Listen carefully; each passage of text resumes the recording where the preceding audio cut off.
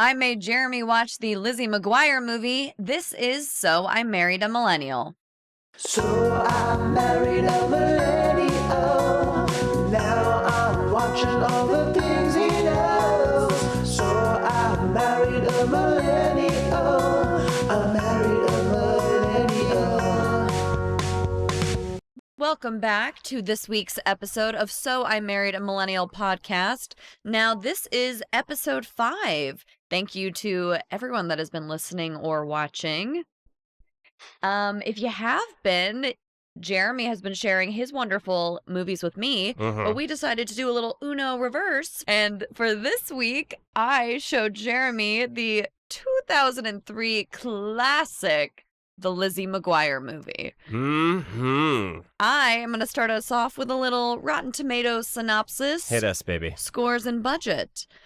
During summer break, if you haven't seen this, yes, which I'm sure everyone everyone has seen the cinema. Lizzie McGuire Movie, especially if you're a 44-year-old man in 2025. And if not, time to get with the times. During summer break, Lizzie McGuire, Hilary Duff, of course, and her closest pals head off on a school-sponsored journey to Rome. Before long, she makes the acquaintance of Paolo Valazari, Yanni Gelman, a local music sensation whose duet partner looks almost exactly like Lizzie. Since Paolo and his collaborator recently feuded, Lizzie agrees to stand in for the girl at a massive concert and pretend to sing while a recording plays. But when things don't go as planned, she must rely on her own vocal chops. For the scores, I'm not gonna lie to you, they're a little low. They're lower than I would have thought. Yeah, okay. Really? Sorry. Genuinely. Sorry, my bad. Apparently, maybe you don't know what they are yet. Yeah, okay. 41%. Yeah, that's about right. Sorry. 41% critic score, 49% audience score. Thought that the audience score would be higher. I'm not super surprised that the critics maybe didn't love it, but I am a little surprised that audience is not higher. I think it was rigged, babe. I agree. I think it was rigged. Budget of $13 million, box office $55.5 million. Wow. Powerful. That's not that much money. But for a Disney Channel original movie, for a Disney Channel original, yes. I don't know what the numbers are there. I'll have to look. But okay. That seems very high for a Disney Channel original movie. We'll give it to you contextually, sure. Okay. Which brings us into segment 2, which I'm a little concerned about, which is your thoughts. Would you like to take it away, my love? First of all, let me just say this movie is clearly not meant for me. I understand fully that I am not the intended demographic for this movie. That said, I'm about to drag a bunch of previews. So you have a pop star pretending to be a quirky girl who's not a pop star, who is trying to find the means she wasn't really a pop star at this point. She was not? No, not in the way that you're like, her music career was just starting. Okay. She is not full-blown pop star at this point. Okay. She has music, but she's like doing it like on the Disney Channel. She's not into her like full. It was after Lizzie McGuire that she really went like full music. Sure. But she is sure. But she is very clearly like not the quirky girl that she is. Not that like that she has to play herself. I found it very hard to buy her as this quirky girl. She's like, I'm so quirky and weird. I was like, you have movie star looks. You are like the best, most poised person. Like she acts like Superman acting like Clark Kent. Like she's like she's kind of a good analogy. Like she's trying not to be found out that she is actually a pop star. She is finding her way into young womanhood one giggle at a time. So this was keep in mind also though for all of this. So they are supposed to be graduating from middle school. Correct. Not high school. Correct. They are supposed to be like 13, 14 years old. Yeah, I buy it. Really? No. Okay. Okay, No. continue. I was actually amazed at how much she giggles in the movie. And I need someone to do a Lizzie McGuire movie giggle supercut. And I have to believe it would probably be half the movie. Because she and her, like, her quirky best friend, everyone is like, they're giggling. They're preteens. Preteens giggle. Yeah, it's a Disney Channel. That is very much, which I think you missed a lot of these Disney Channel shows. Yeah. They were all giggles? That is very in keeping with, we are portraying, like, I'm not saying it's good. I'm not saying it's bad either. No, I get you. But I feel like that was very in keeping with the tone of these shows, which they are supposed to be tweens. Got it. And, like, it's fun. I don't. It is fun. But again, I am not the intended demographic. Sometimes I was like, we're laying it on a little thick. It is, and I don't actually want to be here dragging preteens because that is very mean to be an adult man who fancies himself an actor to poke holes into the acting chops of like some young kids. But some of these kids were much better than others. Like much better than others. I don't think I'm holding them to a ridiculous standard because this was also the time of Lindsay Lohan and and she was always great. She was always great, like in absolutely everything I saw. That said, of all of the child actors, Hilary Duff was the worst. She was the worst one up there. She honestly was. Like the best friend was great. He Gordo, was sort of Gordo. Gordo was like he was out there. He was living in the moment. Even Ian, like the blonde sort of himbo word at one point. Even I was like, this guy understood the assignment. I buy him.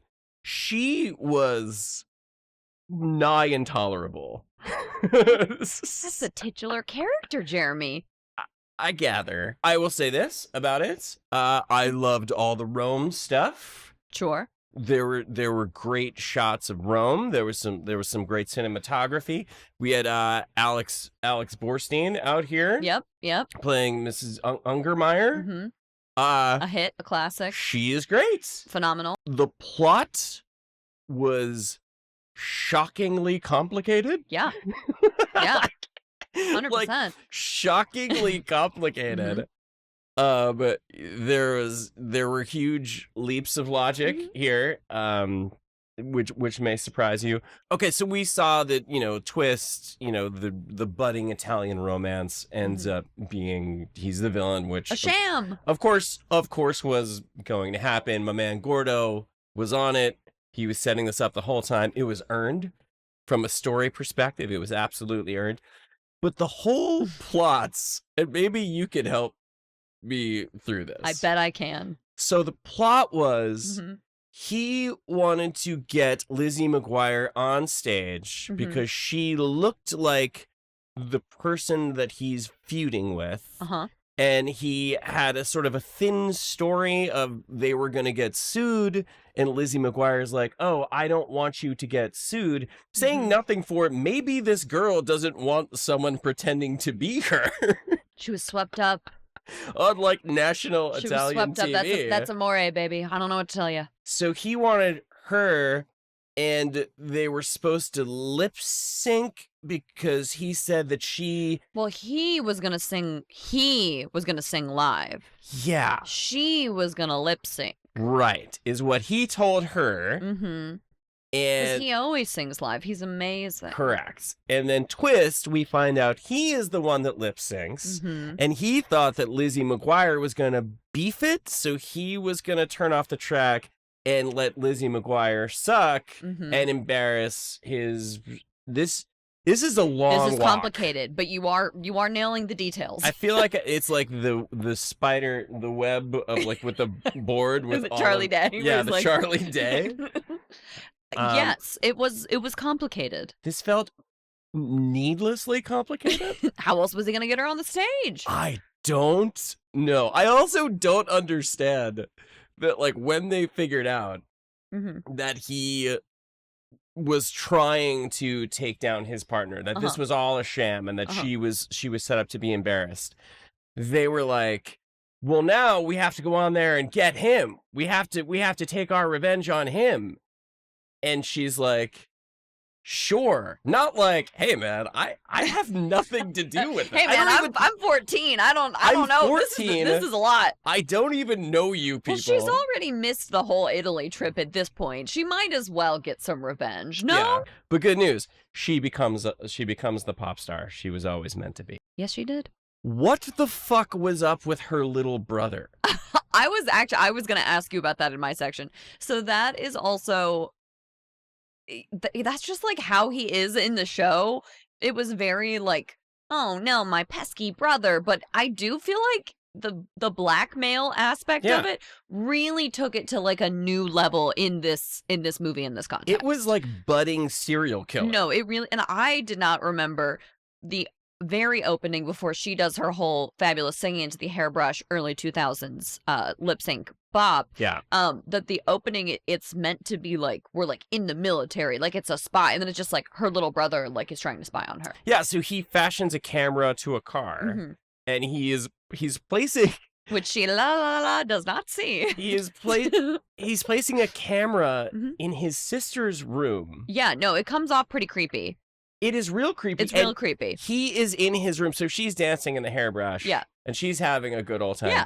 And he is laughing maniacally. Yeah. No, the little brother they really upped.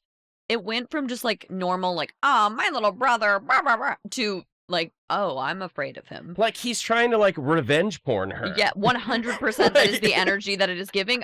We didn't have the verbiage or even the understanding of what that was when this was out. But no, yeah, in retrospect, it comes off real weird. And his like little, who you've never seen the little friend, but his little like bestie, like girlfriend. Yeah, well, that, she was in the movie, right? Yeah, so like when she comes in, but like, yeah, it's a little weird. I did not remember it. I mean, I feel like that's just not the takeaway that I had when I watched this movie as a kid. Yeah. But in retrospect as an adult, I was like, oh, this storyline, they made it weird, no? It was weird. There was not a whole lot of setup for the uninitiated. Like if you hadn't watched the show, and I went in completely cold. I know, and I did actually think about that. I wasn't sure if I was going to make you watch a couple episodes, because to be clear, this was also sort of, the show did not end after this. It did air for a while after, but this was meant to sort of like be a wrap up of sorts.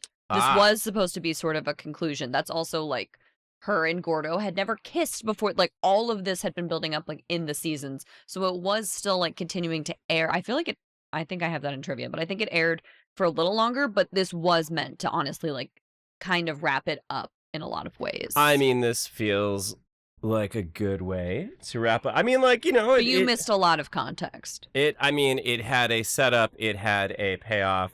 All of the pieces were most certainly there.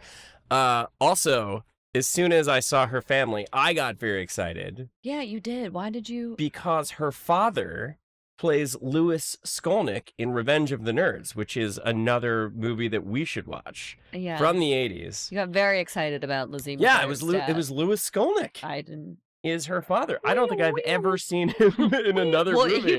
He was doing 2 seasons and a movie of this. He was booked and blessed. I understand that, like, I can't hold it to a Scorsese, but there were... I think we should, but okay. I mean, you know, Rome is like the smallest city in the world, and then she keeps running into her school. She's trying to sneak away from her school so she can hang out with her Italian stallion, and she keeps running into her school in Rome, one of the biggest cities in the world.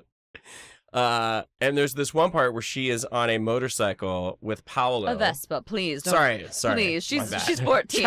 It's a Vespa. Ciao. Please, it's a Vespa, babe. Don't get it twisted. So she's on the Vespa. With the random man she doesn't know. With the random man. Much more responsible than the motorcycle. And her back is to her school bus with Alex Borstein and all of her friends.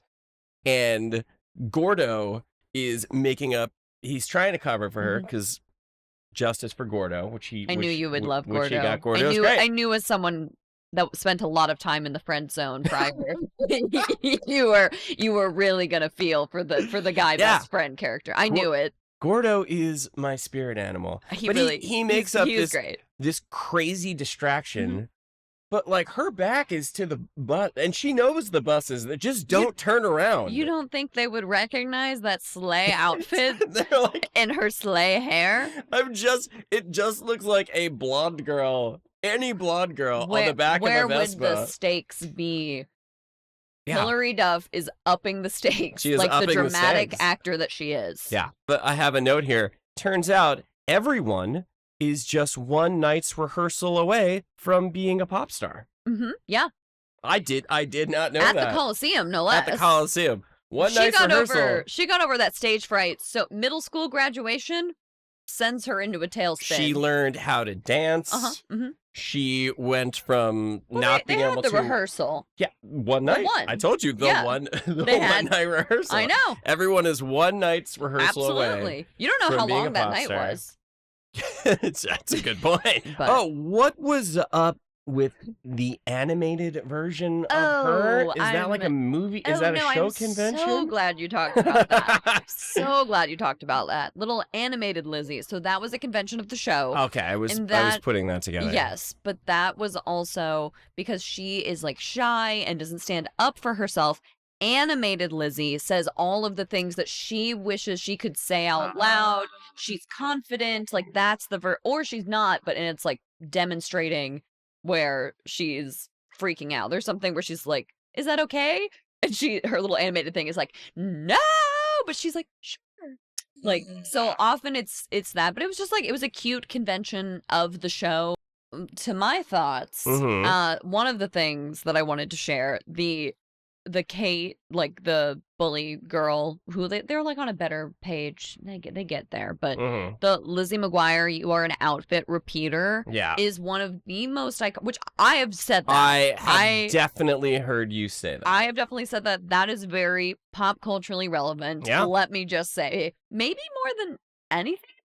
I don't know. That might be like that was one I had to check. I was like, was that ever referenced in an episode? No, that is just from the movie. That is prolific, or maybe it's only prolific in my circles, but it's certainly prolific in my world. I mean, I don't know. Yeah, you have uttered it. I didn't know where it came from, but I've always enjoyed it, and it worked in context here too. Yeah, I always thought that was a very funny idea and phrase. And I love that her little alter ego is like, yeah, but you're an outfit rememberer, and that's even worse. Like that's funny. It's pretty good. That's funny. That's funny. Great.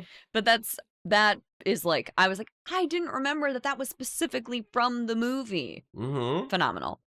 All the early, just have to give a shout out to the music in this. All of the early 2000s bops, which I have been playing the soundtrack all day in our apartment. But I know we'll get there. We'll get there. But there are so many. It's like all of those groups that we're all very like on. There used to be these Disney Channel CDs where it wasn't even. It was kind of like Kids Bop, but it was like Disney Channel specific, and it would be like mixes of like popular songs. So many groups: Atomic Kitten, Jump 5, Vitamin C, Element-T. I've heard of Vitamin C and Haley Duff. They had everyone on the soundtrack. Oh wow, it was phenomenal.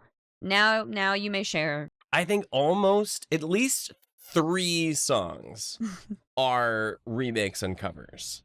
So, Lauren, this is news to me. So when they started playing "The Tide Is High" in the beginning, I was like, "Oh, she's covering Blondie. Oh, that's fun." And Lauren is singing along. She's having a great time. And then as we're setting this up, you didn't say this out loud when we were watching it. You didn't say that. I did not. You noticed this though that I was singing along. I knew all of it. Absolutely. Yeah. And I was like, "Well, I would like to clarify. You kept that thought in your head because we try not to discuss until we're here. Right. So you didn't say this to me out loud. Yes. But and then as we're setting up, Lauren asked our AI staff to play "The Tide Is High," and she said, "The Tide Is High" by Blondie. And Lauren was very taken aback by this, and she like very disappointed goes, "No, Atomic Kitten." No, babe. No.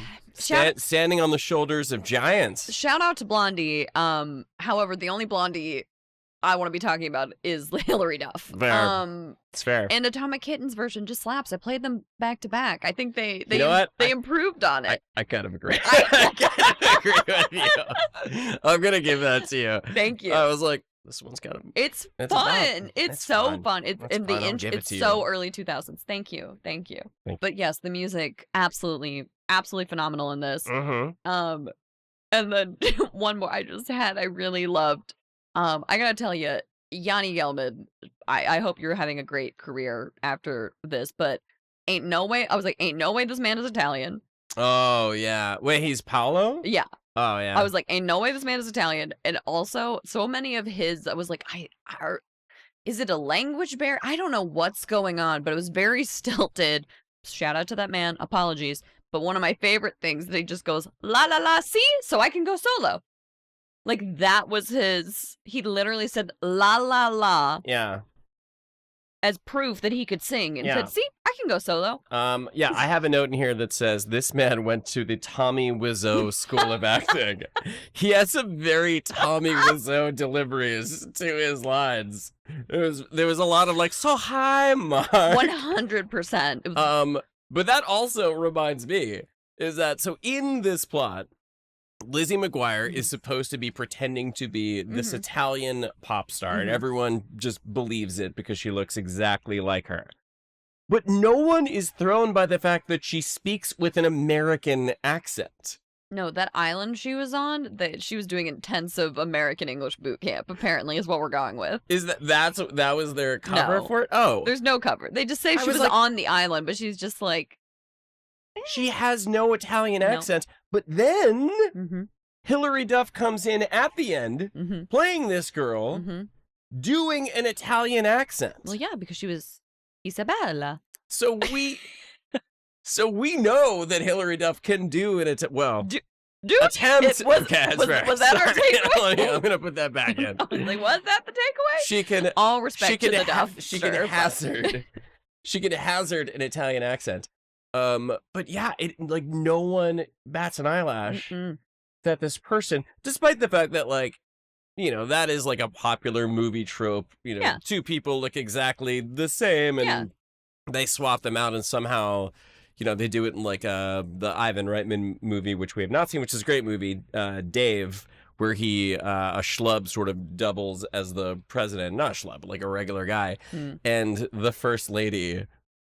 It does not even know immediately that it is not her husband. I'm like, pretty sure I would know if a girl who looked a lot like you suddenly showed up at our house. I'd be like, who the fuck are you? You Well, look like my wife a little bit, but like, who the fuck are you? Well, thanks, babe. I appreciate Yeah, that. thanks. 'Cause that's love. To be loved is to be seen. So Yeah. thank you so much. But yeah, I mean, no one even. But on No. top of all of that, she doesn't even speak with an Italian accent or whatever. Just like. Yeah. Isabella's acting sort of strange. And you know what? Isabella was acting a little strange. We gotta go with it. We gotta go it's with it. It's Disney magic. 100%. Yeah. Which brings us to be clear, I could literally talk about this forever and a day, Great. but Great. I'll keep it moving. I did find We're gonna have to walk the dog soon. I know. Thank God. in that case, we'll be sitting here for while I complete my thesis on the Lizzie McGuire movie. I have been getting very into Letterboxd, as I feel like literally everyone in the world has. Mhm. But some of the reviews on Letterboxd, just in general, I've been loving reviews that people are writing. Like, I sometimes think that I'm funny until I see these like reviews for different things on Letterboxd, and I'm like, this is the funniest thing I've ever read in my whole, like, I'm gonna cry. I'm I'm ready so for hard. this. So a few this section which we'll be incorporating into the show moving forward, just a smattering of the top Letterboxd reviews. Okay, I'm ready. Jacob said, classic piece of Italian cinema. Ah, I truly love foreign film. it's good. It's That is it's good. Oh, I think I had a. Oh yes, my last note about this movie supplanted Roman Holiday as the quintessential movie that takes place in Rome. Yes. Okay. Now you're gonna put on your Letterboxd Yeah. account. That's gonna be your. Yeah. You're gonna give this like a 1 star though, which I don't even want to talk about. But that's good review. Marion said, I stopped caring about the Oscars in 2003 when this soundtrack didn't even get a nomination. Oh man, And robbed. agreed. Robbed. You Robbed. can say a lot of things about this movie, but I think it's a perfect movie, first of all.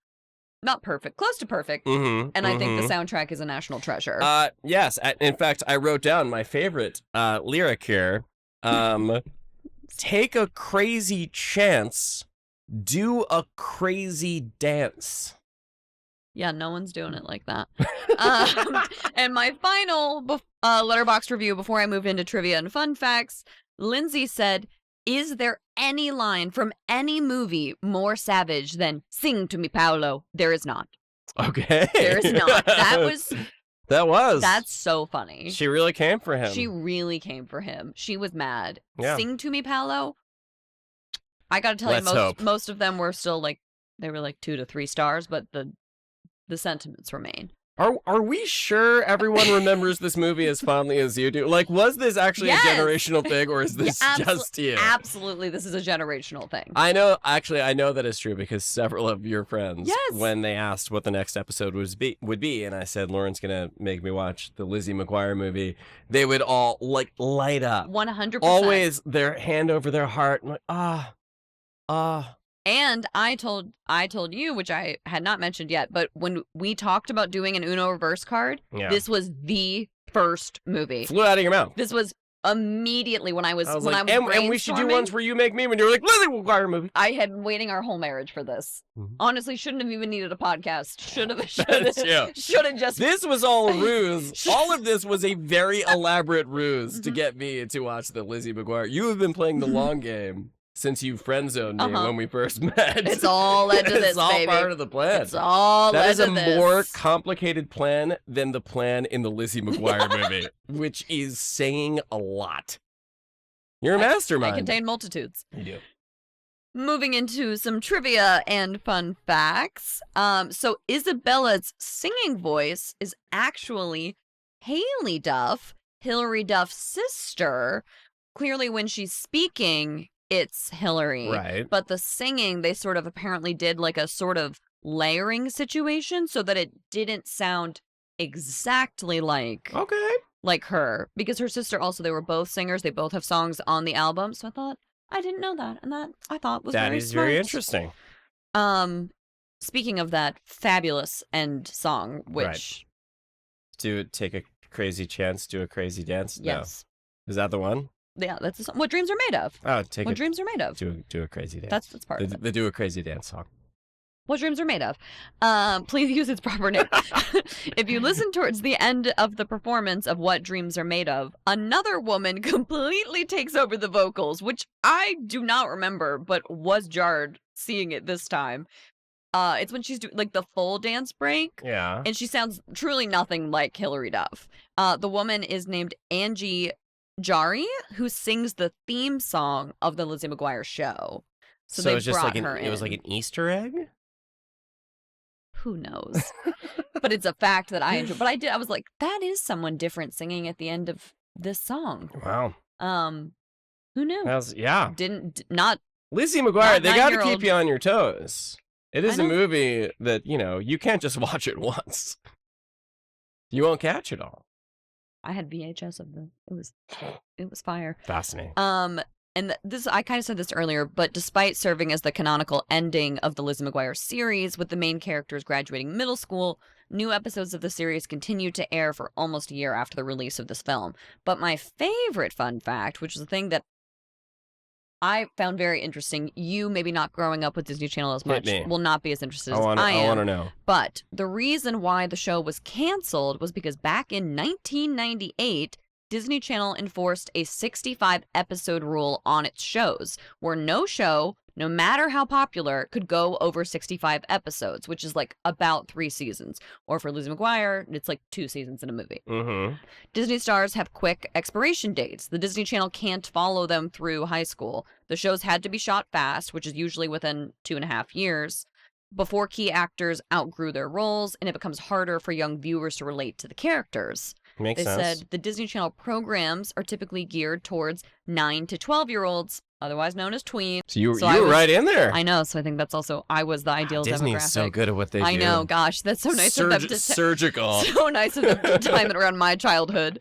So they start watching the show at age 9, and then the show ends by the time they're 12. So once they're 13, they would have graduated to channels aimed at teenagers like MTV. So these shows live on in reruns, so new generations of tweens will like them.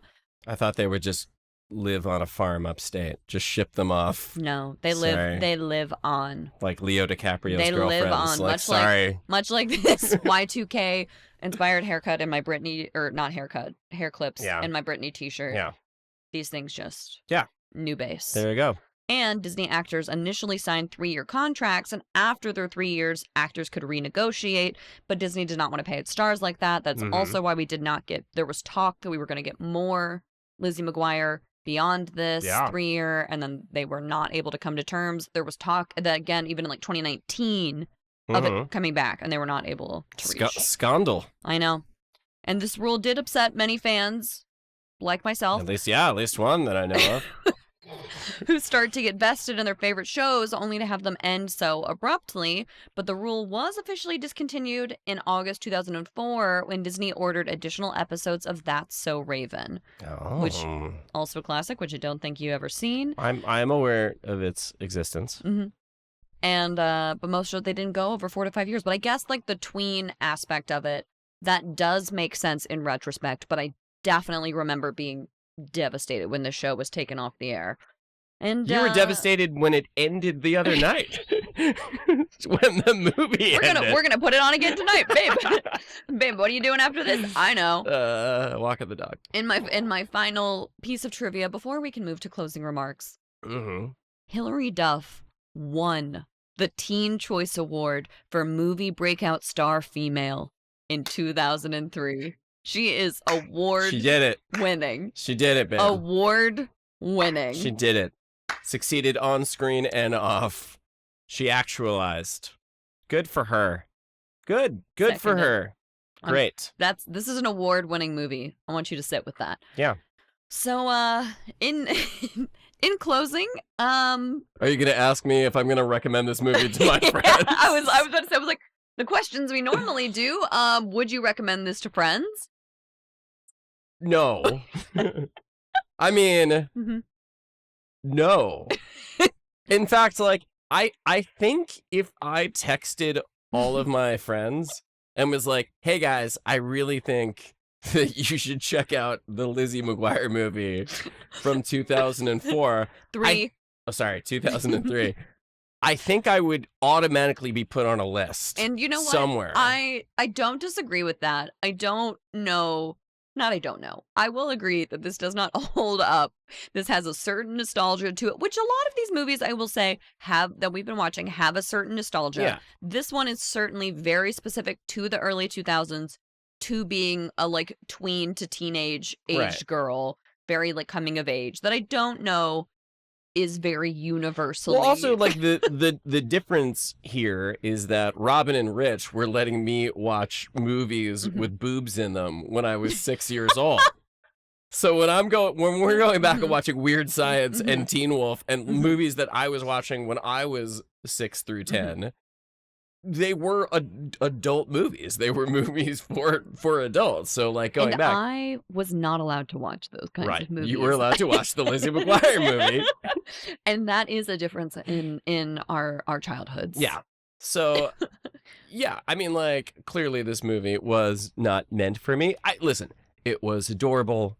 It was of its time. It made perfect sense to me in context. And it made perfect sense to me why you would have loved it when you were a kid. And still Like, do. Absolutely.